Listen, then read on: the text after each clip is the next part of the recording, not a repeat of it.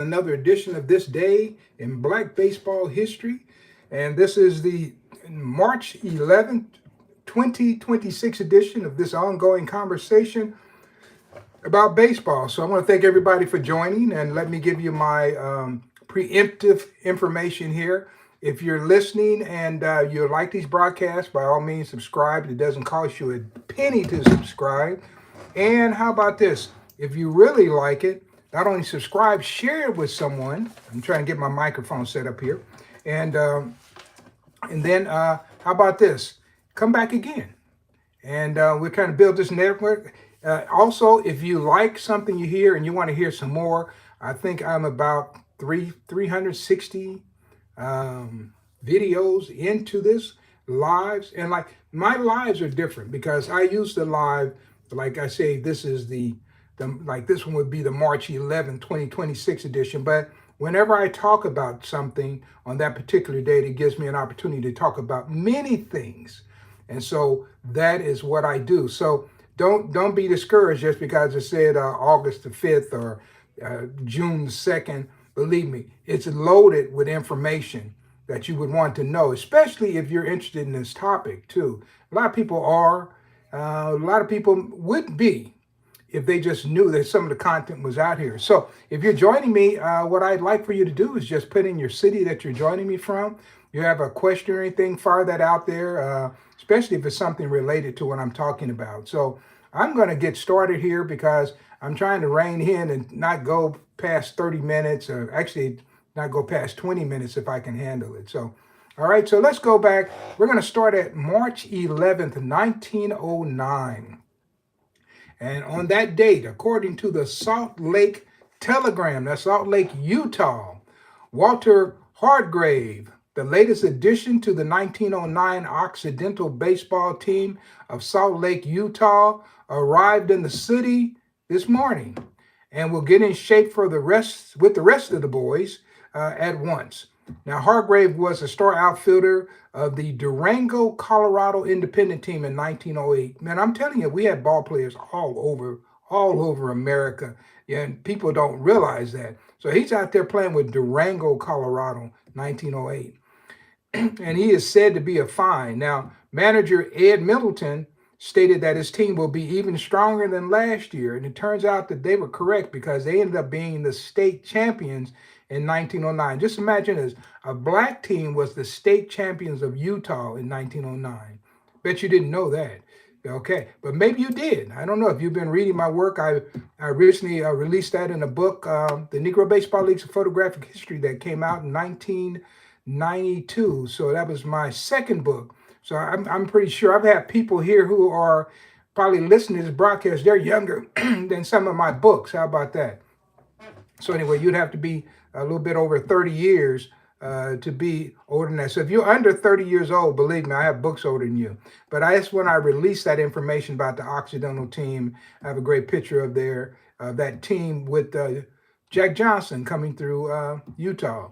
So anyway, Middleton stated some of the people coming back from last year will be Claude Burns and Joe Burns, their brothers, Sam Hawkins, and how about this one? A guy named Sirius Langley. That's a heck of a nickname, Sirius Langley.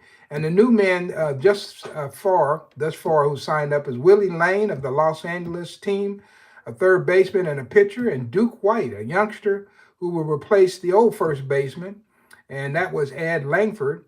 And he is said to be a wonder and a coming ball player and a 6-footer and a hitter of high order. How about that? Also, Ralph Taylor, an outfielder from the Chicago Leland Giants, is also coming to the team. He's an outfielder and a pitcher. And the team is ready to provide Utah with some real classic baseball. And of course, Ad Langford, their big star, had not signed his contract as of yet. So how many people have ever heard of the Occidentals? How many people knew that the champions of Utah in 1909 were black? Bet you didn't know that. Now, this is the kind of history that we didn't get in baseball cards. We didn't get this in magazines or books when I was coming along. Times have changed a little bit, but you still got to dig for this information. So I'm happy I can provide it here. So once again, if you're joining me, guys, let me know where you're joining from. Somebody joined here. They didn't say where they're joining from. but I certainly appreciate you following me. All right. Okay, now we're going to go to March 11th, 1913. And Johnny Ricketts, the veteran ball player who will manage the Louisville White Sox baseball club, the crack colored team of Louisville, Kentucky, wants to hear from managers of high class semi professional team regarding Sunday dates for the coming season. So evidently he's got most of his weekday booked, but he's looking for those important Sunday games. So he is in a position to make a satisfactory terms, and any first class team that wants to make a trip can write him, and he lives at 214 West Market Street in Louisville, Kentucky. And I wanted to go look that up. I'm going to look that one up and see what's there today at that particular address. And he was the only colored team in Louisville that had its own park, and they had been playing for a number of years at a place called Springbank Park. I know in Oklahoma. Okay, I'm going to mention that in a minute. But in 1907, Ruth Foster took his team down there, and he cleaned them up, really. And that was the Louisville Giants and the Louisville White Sox down there. And so they also had some good players that came from Louisville. And I don't know how much you know. Of course, you know that's where the Louisville Slugger Company is, who makes the bat. So that's probably a good place to get some free lumber if you're a baseball team, right? Okay. So anyway, they were a powerful team. And I know another team that used to go there all the time was the Indianapolis ABCs, would go through there quite a bit playing in Louisville, Kentucky. All right. So, all right then. Okay. In Oklahoma, let me say something about Oklahoma. So we got something from Philadelphia. Let's see. Okay. So Oklahoma, I've presented in Guthrie before at the, they have a good museum there in Guthrie. And that museum there is pretty fantastic. And I would tell you this, that I'm trying to think, Ferguson Jenkins used to live in Guthrie. And of course, he lived there for a number of years and he moved away. And when I ran into him a couple of years ago, I asked him, you know, why'd you move from Oklahoma to where he went now? Because he's originally from Canada. He said, too many tornadoes. That was his reason for leaving Oklahoma. But I presented in Oklahoma City on occasion, Tulsa. There's an episode on Antique Roadshow. And I'm in that episode with a poster from a Negro, actually from an all-color cast movie from the 1940s. So I have the poster, original poster, and I took that to the Antique Roadshow, and that was in Tulsa. So I drove up from Kansas City, me and my wife, and I was able to get on the Antique Roadshow, and man, they probably played that thing about 30 times. People always call me and say, "Yeah, I saw you on TV." And I said, "What was I doing?" And they said, "Hey, you had a poster of a movie?" I said, "Okay, it's the Antique Roadshow." And since I didn't really broadcast that I was on there, a couple of people who had seen me speak at different places, they picked it up that it was me because I was wearing a baseball hat when I actually was live on the air with them. So yeah, maybe I'll post a picture of that tonight. So anyway, yeah, Oklahoma's a near and dear to me. I always get down to see the statue of Bricktown there in Oklahoma City of Wilbur Bullet Rogan. Good place. Now Philadelphia. Now I tell you what, Philadelphia is another place. Now I'm trying to finish my revised edition of my 1905 Philadelphia Giants book, and I'm just having the heck of a time because it's just not enough hours in the day. So I'm trying to get that done. I want to have it ready at least by the All-Star game, and maybe I'll come to Philadelphia. If I do, guy, hey, I'll broadcast here and let you know, all right? Somebody said you should add it to your YouTube page. Okay, you know what?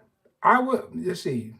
I guess he's talking about, you know what? I have to find that broadcast and maybe clip it. And yeah, it would be interesting because most people wouldn't see it otherwise. You'd have to wait till Antique Roadshow catches it in rerun. All right. So let me get a few more baseball facts here, and we're going to keep rolling. So I have another one. March 11th, 1918. And Lyman Bostock Sr., infielder for the Brooklyn Royal Giants, the Birmingham Black Barons, Chicago American Giants, is born excuse me, in Birmingham, Alabama. You probably remember him because his son was even more famous, Lyman Bostock Jr. And I had the wherewithal, we'll just say that, when Lyman was murdered, I wrote the family, and his wife sent me back thank you on the funeral home stationery, and I have that in my collection. And so that was back in 1978. And guys, you got to think about it. I started really getting serious about the Negro Leagues in 1980. And so that was in itself, that was what, 45 years ago, 46 years ago, going into 46 now. And so just imagine in 1978, I was pretty young, but I had the sense to know that when something tragic happens, to sit down and write these people. And I wrote letters to all kinds of people, and you would just be amazed. And I always like to tell people the story about me writing Cy Berger of Topps baseball cards, correcting him on a date of birth he had for a ball player, telling him that it was wrong. So, and I'm quite proud of that. Unfortunately, I didn't keep that letter. I wish I had the letter I wrote to Cy Berger and the response he sent me back. Yeah, Cy Berger. So I'm sure you could write a good book on kids who wrote to Cy Berger. I know at least 3 people I talked to who told me they wrote Cy Berger as well. All right.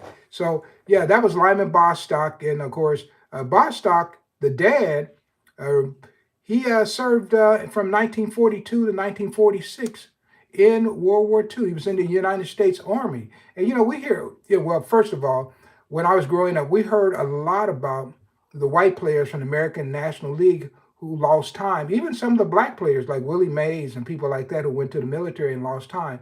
But even to this day, few people think about the time that some of these black players lost through serving for our country, right? And there are quite a few of them. And I know recently I was just talking about John Wright, who's up there with Jackie Robinson right around this time of the month, 1946. And of course, he was a Navy veteran. He had been at the Three Rivers Naval Training Base.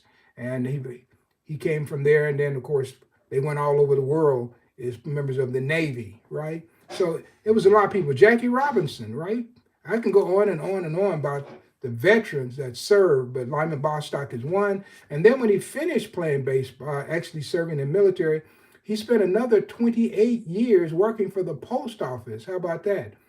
And he lived long enough to see his son actually make it to the major leagues and see that dream fulfilled. And when his son passed away, Lyman lived another 27 years after his son passed away. So just imagine that. So I do have there was a famous cover from the sports, not I'm trying to think what Sporting News. That's what it was, from the Sporting News, where Lyman Bostock is wearing a pair of glasses with the $sign on the sunglasses. I have that edition downstairs, right? I probably need to pair that together with my thing that his wife sent me and frame it up. I probably need to do that, all right? Make an interesting conversation piece. So, and then of course, Bostock, the dad, passed away in 2005 in Birmingham. I had a chance to talk to him as well. And in his later years, guys, he used to make bats. I wanted to get one. I never got one, but probably somebody out there has one of those Lyman Bostock homemade bats. Yeah, he made bats. I don't know if people knew that. So maybe one will come up, all right? I'm sure somebody around Birmingham has one. All right, then. So let me go to the next one here. Let's see. Okay, you're going to really find this one interesting. Okay, how about this? We're going to go back to March 11th, 1923. And Still Arm Dickey, that was a pitcher, great pitcher. He was getting ready to be even greater, formerly of the Montgomery Gray Sox. And then he was able to play just a little bit with the St. Louis Stars. And he was murdered in a racial incident in Etowah, Tennessee. And how many people know about this story? So this is an interesting story, and it leads me to talk about some interesting things that maybe you haven't thought about. Well, first of all, he was stabbed in the neck by a guy by the name of Waldo Keyes. And immediately after the attack, Keyes reportedly jumped on the running board of a passing car and fled the scene. Now, here's what I don't know, and I tried to look and follow it up, couldn't find anything. I don't know if Keyes ever spent one day for murdering Still Arm Dickie. Now, that would happen in the South. A black person would get murdered and no one would stand trial. A person could get lynched and no one would go to jail. And all the time, these people weren't wearing hoods either. And they would break people right out of the jail, and the police officers said they couldn't stop them. Anyway, they knew these were people from town, and they knew people from the surrounding towns, but there was no investigation. So I do not know what happened to Waldo Keys after the death of Still Arm Dickie. All right. So that leads me to think. Now, when I was growing up, I used to read a lot of baseball trivia. Maybe you did too, right? And see if you remember this story.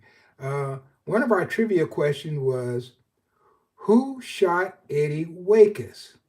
Did anybody play trivia like that? That was one of our trivia questions way back. And who shot Eddie Wakes? And Eddie Wakes was a infielder for the Phillies. And so that was always a trivia question. Of course, the answer to that trivia question was Ruth Ann Steinhagen was the one who shot him. She was 19 years old. And how about this? She was an obsessed fan. And they say that she is one of the first people who were actually known to be, what do you call those people when they follow people around? What do you call that? Somebody knows. So anyway, she was obsessed with Eddie Wakes. And she ended up shooting him. And so how about this? She got off. She was found not guilty by reason of insanity. All right. And committed to a mental hospital for just 3 years. Now, Wakes didn't pass away. He ended up being a comeback player of the year. And so after that, after those 3 years, she lived a very reclusive life in Chicago until her death in 2012. Now, if you know this, a groupie, no, that's not the one I'm looking for. That's a good one, no. Not a groupie. What you got? I'm trying to think of the word when people just follow people what's the word, guys? It'll come to me right when I start talking. But yeah, so she was one of those people, and like I said, she lived a reclusive life. Now, what's interesting is there was another ball player, Walter Doby Moore, and I wrote Stalker. That's it. Thank you very much, Stalker. So the movie, The Natural, kind of feeds off of that incident with Eddie Wakes, because if you remember in the Natural, he got shot too, and he makes a comeback. So anyway, they kind of took that story, but I guarantee you, just like I knew that is a trivia question growing up, so did they, right?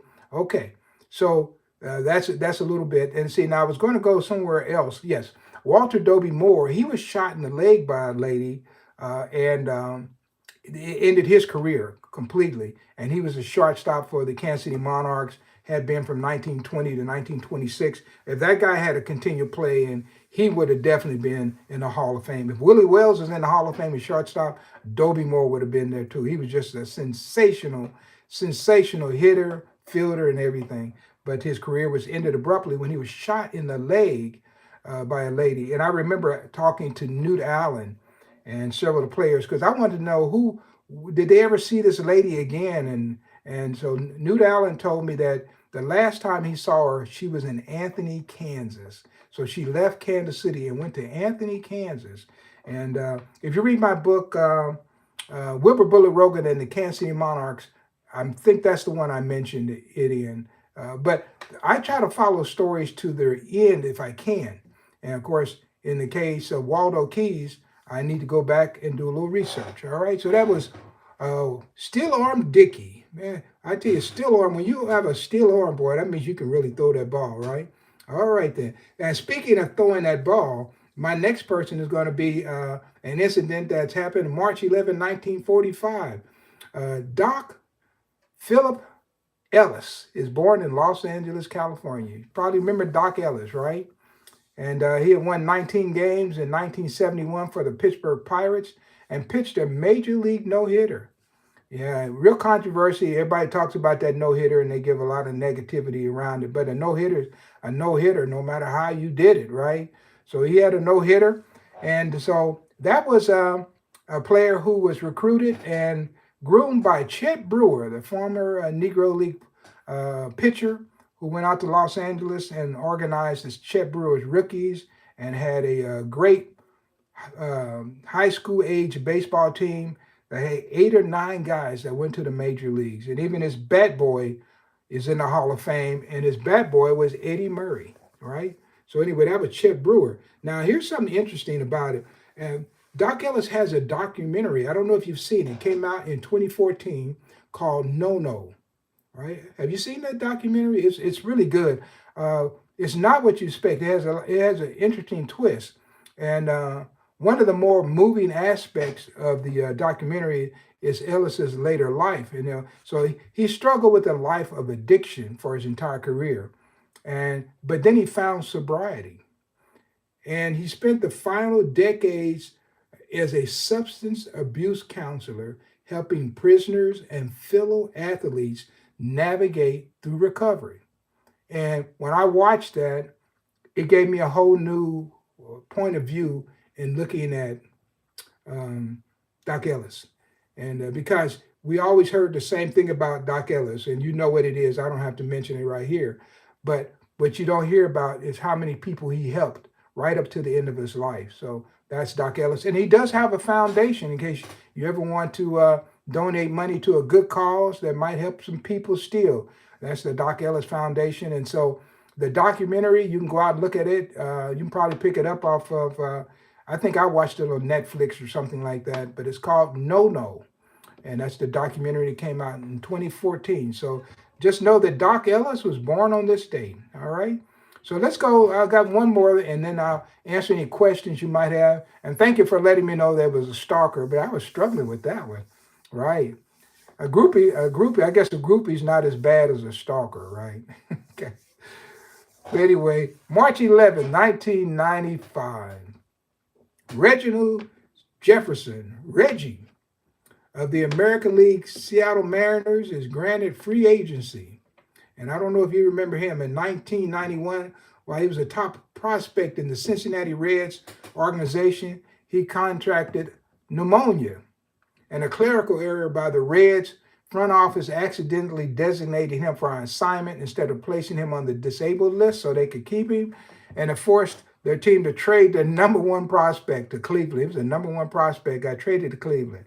And he had a decent career. But after retirement, he went back to school and earned a business degree from the University of South Florida and became a successful player agent. How about that? I talk about a comeback. Somebody says, Phil, okay, so Will Clark, okay, Will, happy to have you. You missed a lot of excitement. You're going to have to go back. I don't know when you join, but we have got some really good things that are going on tonight. So, but anyway, right now I'm talking about Reggie or Reginald Jefferson, whatever you want to call him. And of course, he went back to school, South Florida, became a successful player and agent. And his career as a sports agent, he's handled some prominent players. So who is probably the most prominent person that he's been an agent for? How about Gunnar Henderson? You ever heard of Gunnar Henderson? Raphael Henderson is an American League professional baseball player, shortstop, third baseman for the Baltimore Orioles. And he made his major league debut in 2022 and won American League Rookie of the Year and a Silver Slugger Award in 2023. And he was named to the All-Star team in 2024. And we're looking for big things from him in 2025. And just know that a former player who went back to school and got his degree and everything after being a number one prospect is his agent.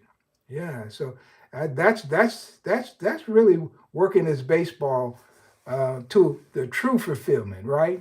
So somebody said, I did miss a lot. I'll catch replay in the morning. Yes. Will listens to me as he's traveling on the train from, I think he said from Hackensack, New Jersey to Trenton. I think he said Trenton, if I'm correct on that. So I appreciate that. And just know my broadcasts right now are commercial free. So guys, if you like what I'm doing here, right now you can hear commercial free. Now we're trying to get to 700 subscribers. I'm moving along 1 or 2 a day. On the weekends, seems like I pick up 4, 5, 6 on the weekends. But I'm hoping to get to 700 by it will be April 1st, right? So don't fool me on April 1st. Let's get to 700 plus, right? So I can wake up on April 1st and it won't be a joke on me. But guys, we're getting closer and closer to opening day, and people like baseball. Or how about this? They just like good conversation that is not so crazy on social media. Well, that's me. I'm going to have a good conversation if you come over here. And we're going to learn something, especially if you like American history, baseball history. So today, just kind of giving a summary. So we started off in Salt Lake City, Utah, talking about the Occidentals. And that was pretty good, in case you didn't know, 1909 Occidentals.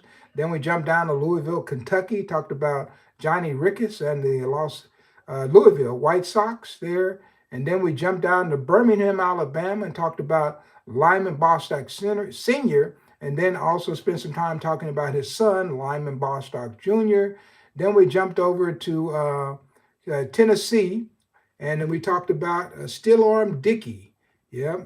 And then, of course, Doc Ellis in California, and then Reggie Jefferson down in Florida. Man, does that cover it?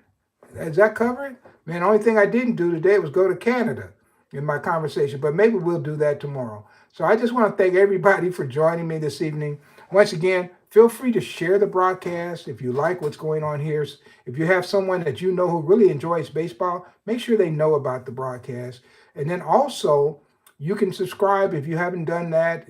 Certainly would appreciate that. It doesn't cost anything. It just alerts you to when I'm going to come on or when I put in some new information related to baseball. So just want to thank you. And before I get out of here today, I always like to show some pictures here. So I'm going to show you just a couple of pictures here, and I might make some comments on it. Here's one right here. This is a picture I had colorized, believe it or not, back in 1985 maybe. And that's Joe Green. Joe Green went to visit Joe Green. He lived in Stone Mountain, Georgia.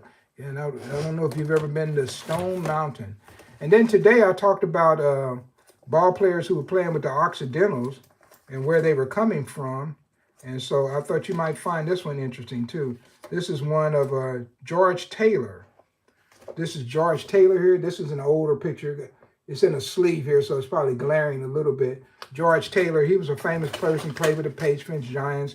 And so in this particular game, he's playing for, in 1888, Laramie, Wyoming. God, I presented in Wyoming before. How about this one? I presented in Cheyenne. And as a musician, I played in Worland, Wyoming.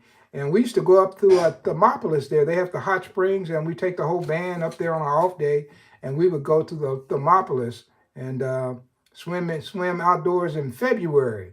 Yeah, can you imagine that, swimming outdoors in February? And I'll give you one more picture here. This is a picture going way back. And once again, it's got a glare because of there we go. And this is Maurice Doolittle Young.